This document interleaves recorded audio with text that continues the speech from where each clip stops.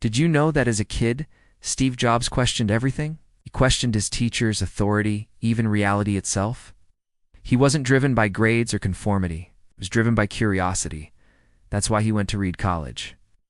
Now, most people, when they go to college, they want to get good grades, get a good job, and live a good life. But not Steve. He only lasted one semester because he got bored. He wasn't interested in what was being taught, so he dropped out. But here's the thing. He didn't drop out completely, stayed behind, and audited calligraphy classes. He was fascinated by the curves of the fonts, the space between letters. He found beauty where others saw utility. This might seem random, but it wasn't. Steve believed that computers weren't just for engineers, they were for everyone. He believed that they were tools for dreamers, artists, musicians. In short, he believed that computers could change the world. And this belief led him to start Apple with his childhood friend, Steve Wozniak. They built the Apple I, then the Apple II. And with the Apple II, personal computing exploded.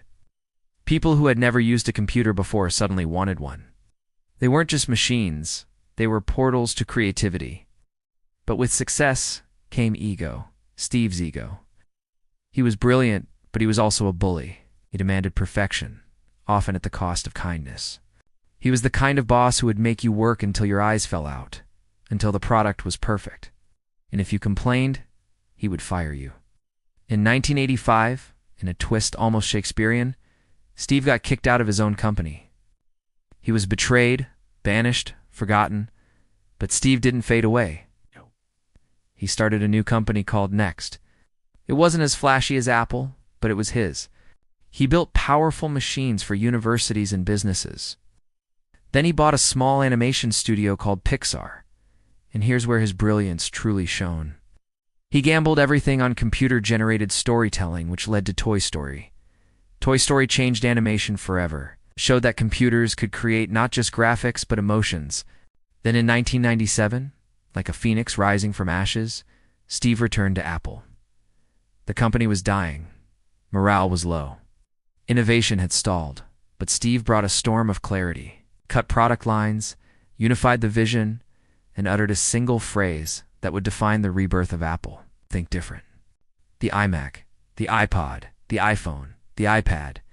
Each launch wasn't just a product release. It was an event, a revelation. Steve stood on stage in his black turtleneck and jeans like a modern-day magician conjuring the future with every swipe. Every slide. But behind the scenes, a different battle was brewing. A battle that no keynote could conquer. Steve was diagnosed with a rare form of pancreatic cancer. He fought it quietly, fiercely, but the disease moved faster than the man who once seemed unstoppable. On October 5, 2011, the world lost a visionary. Steve Jobs was only 56, but Steve didn't just build computers. He built a culture. He built a future. He dared to dream, and he dared us to dream big, too. In a world of copies, Steve Jobs reminded us of the power of originality. That's all for today.